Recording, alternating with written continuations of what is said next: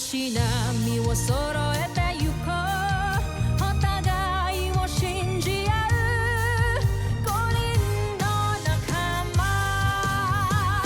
まるでスバイブに預けた命飛ぶぜ宇宙の果てまでもみんなの笑顔も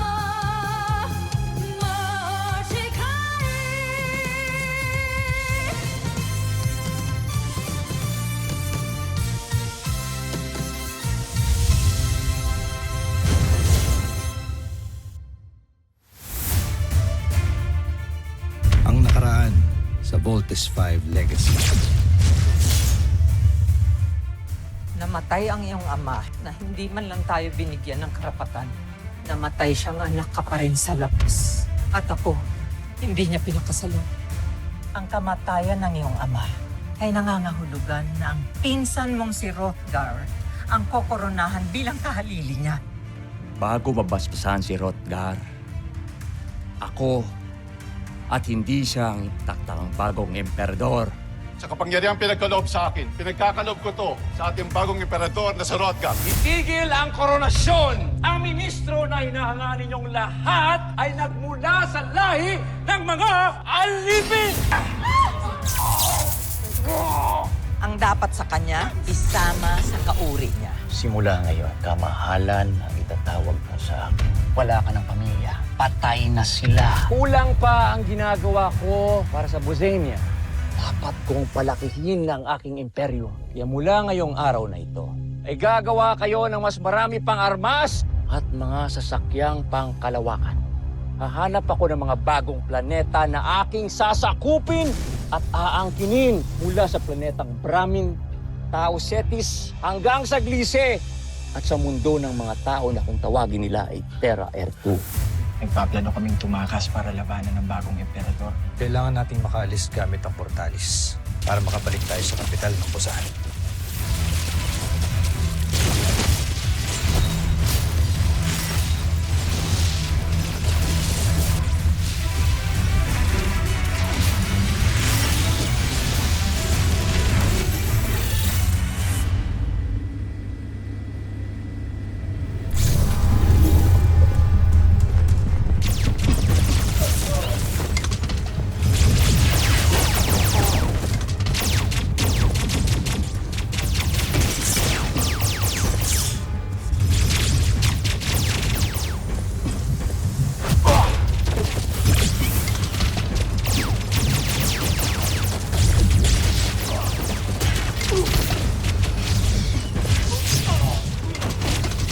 Protektahan ng pangalawang pangkat!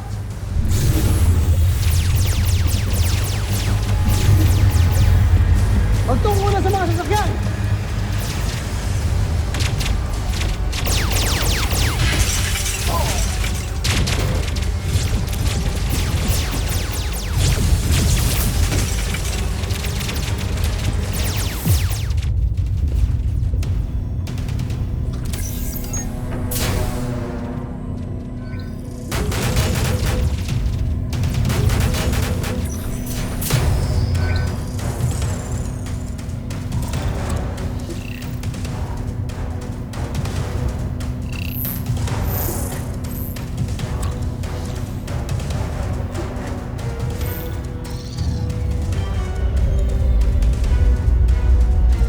Maganda sa paglayag.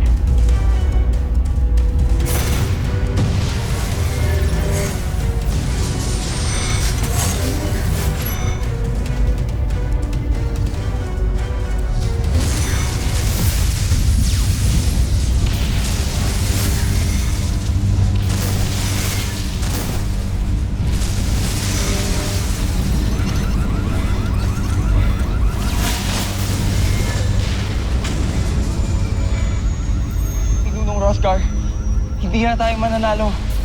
Kailangan mo na kaming iwan. Hindi, Magus. Magkasama tayong tatakas. Pakinig ka. Ikaw ang pag-asa ng himagsikang ito. Hindi ka pwedeng mamatay, kaya iwan mo na kami!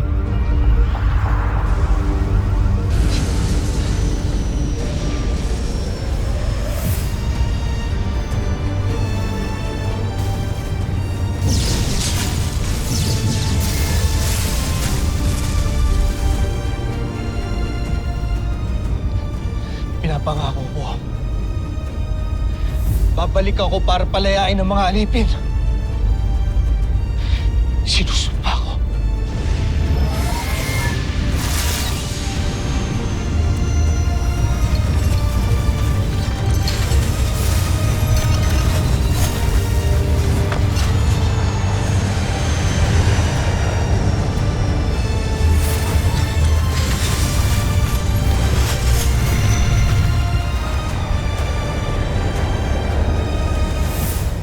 Ano ang balita, Baron Samdan? Sumuko na ang mga alipin na nag-aklas kamahalan. At si Rotgar? Sa kasamaang palad ay siya'y nakatakas. Huwag kayong mag-alala, hindi rin siya magtatagal at mamamatay siya sa kalawakan. Maaari nga siyang mamatay sa kalawakan. Ngunit maaari rin siyang mabuhay.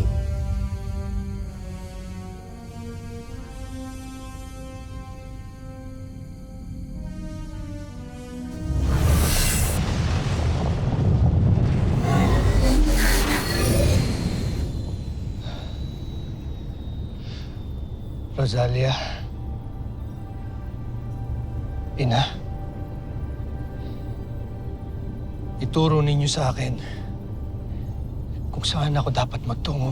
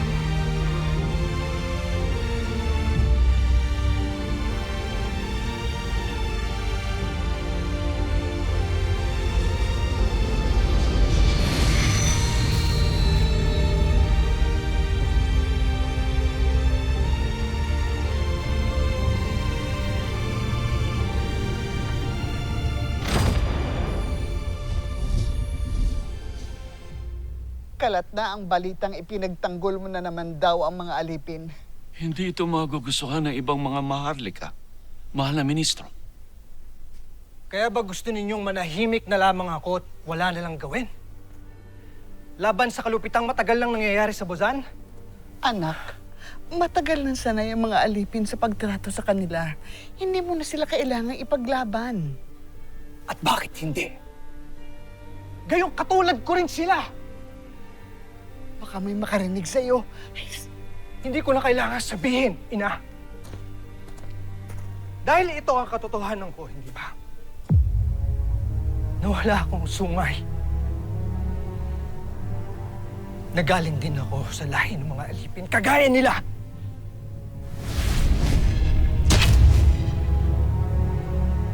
Ibalik mo yan. Isuot mo yan uli bago pa may makakita. Pagod na akong magpanggap, ina. Isipin mo kami, ministro. Kapag nalaman nila na huwad yung mga sungay mo, malalaman din nila na itinago namin ang totoo. Tiyak na parurusahan kami. Kaya isuot niyo uli yan.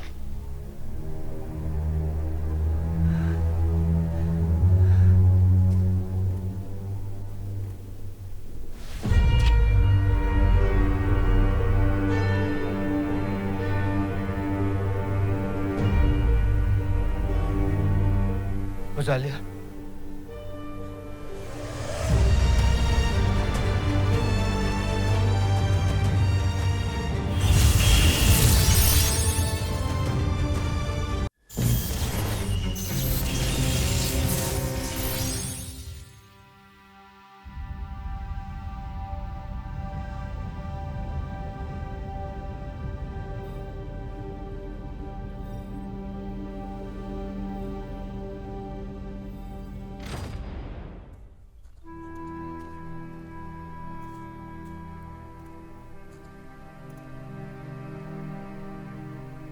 Rosalia, magpapaliwanag ako. Niloko mo ko. Kaya pala napakabuti mo sa mga walang sungay. Dahil hindi ka totoong maharlika. Tunay akong anak ng mga magulang ko, Rosalia. Totoo rin lahat ng pagkakakilala mo sa akin.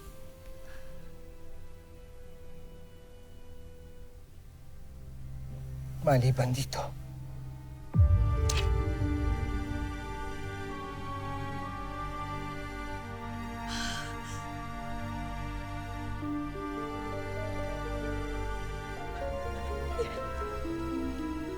Ba't nangyari na wala kang sungay?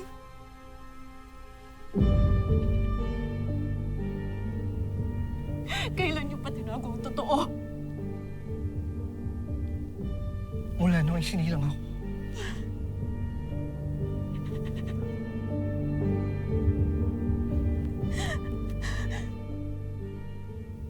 Kaya't ginawan ako ng sungay ng manggagamot. Huwad na sungay na isinuot ko hanggang sa aking pagtanda. Nang sa gayon ay hindi magiging alipin ang turing sa akin ng lahat. Hindi namin nais lokohin ng kahit sino. Ginawa namin to para pangalagaan namin ang asawa mo. Pero kung gusto mo akong iwanan, o kaya gusto mo akong isuplong, hindi kita pipigilan. Malaya kang makakaalis.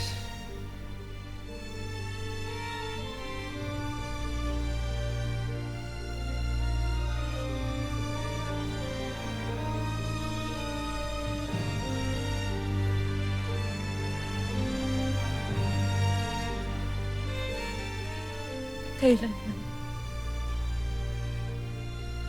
ay hindi ko maaari ipagkanilog ang lalaki pinakamamahal ko.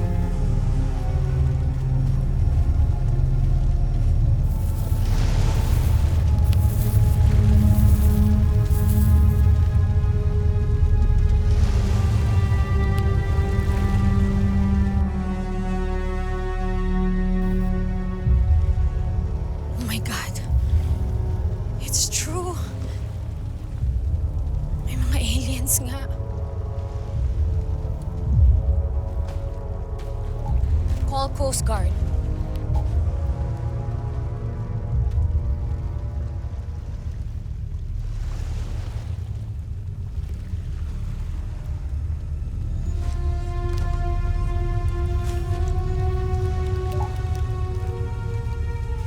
Hello, Coast Guard?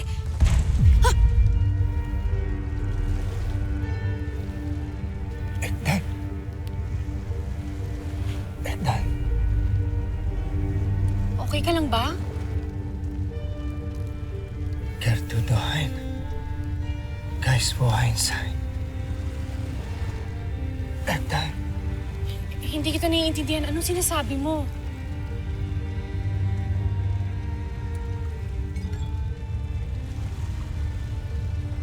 Tulong. Tulungan mo ako.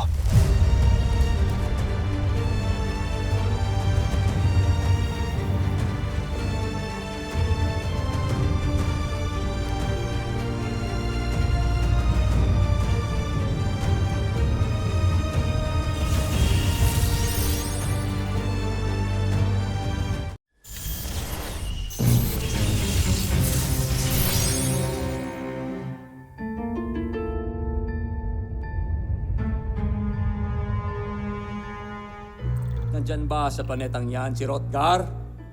Wala raw siya dito, kamahalan. Pakawalan niyo ang mandirigma at patayin ang lahat ng nilalang na nakatira sa planetang yan. Patayin, kamahalan? Narinig mo ang sinabi ko. Isa itong mensahe sa sino mang tumutulong at nagbabalak kumupkop sa traidor kong pinsan. Sakupin ninyo ang planetang yan! Susunod.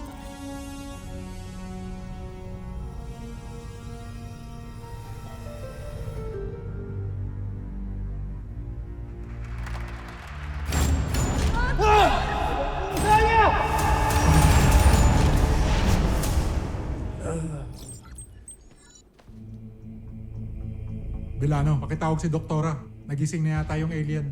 Okay ka lang, ikaw lang mag-isa dito. Okay lang, ako bahala dito.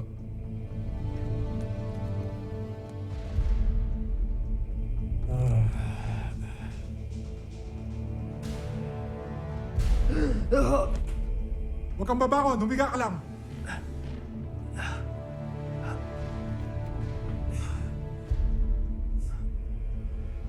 Sinabi na huwag kang babangon. Oh my God! Bakit mo siya binaril? Ibaba mo yan! Ibaba mo! Wag. Hindi ako lalaban. Nagtatagalog siya? Kinausap niya rin ako sa Tagalog nung makita ko siya. Nakakaintindi kami ng anumang wika. Lalo na't ang pinagalingan kong planeta ay may mataas na talino at sibilisasyon. Fascinating. Sergeant, sunduin niyo kagad si General. Sabihin niyo, gising na ang bisita natin. Sige na! Ako na bahala dito. Sige, ma'am. Nasaktan ka ba?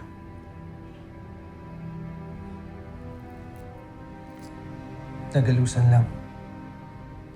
Hindi ka tinatablan ng bala? Huwag ka mag-alala, ligtas ka dito.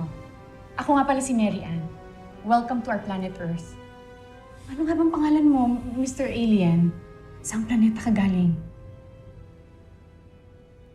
Mula ako sa Busan. Ang aking tahanan na ginawang mapaniil na imperyo ng aming sakim na emperador. At Marian, pakinig ka. Meron silang ambisyon na sakupin ang buong kalawakan. Kasama na rin ang planeta ninyo.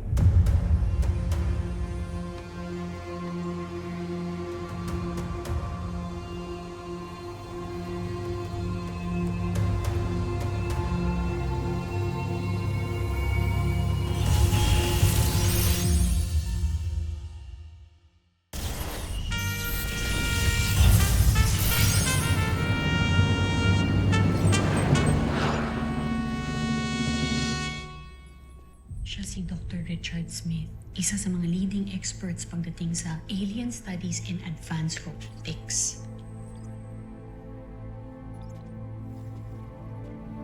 Officer on deck. Richard. Marianne. Colonel Oscar Robinson, the Deputy Commander of the new Defense Group. And, how do we call you? Rothgar, Olga. mula sa Buzan. Sit down. So, what's the current status? Our asset here is really not on this one. The threat he speaks about could possibly be true. Kaya dapat walang makakalam nandito siya. At kailangan mo makakalam ang identity niya sa buong mundo. Rothgar? May gusto ka bang sabihin sa amin? Ngayong magkakakilala na tayo na, ay huwag na tayong mag-aksaya ng panahon. Dahil napansin ko na mahina ang inyong mga armas. Wala kayong laban sa Bosenia.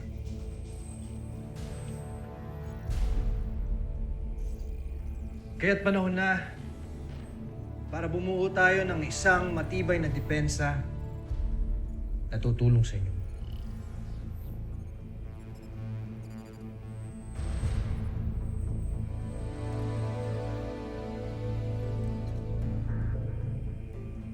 It is in the Earth's best interest to join forces to prepare for the impending invasion.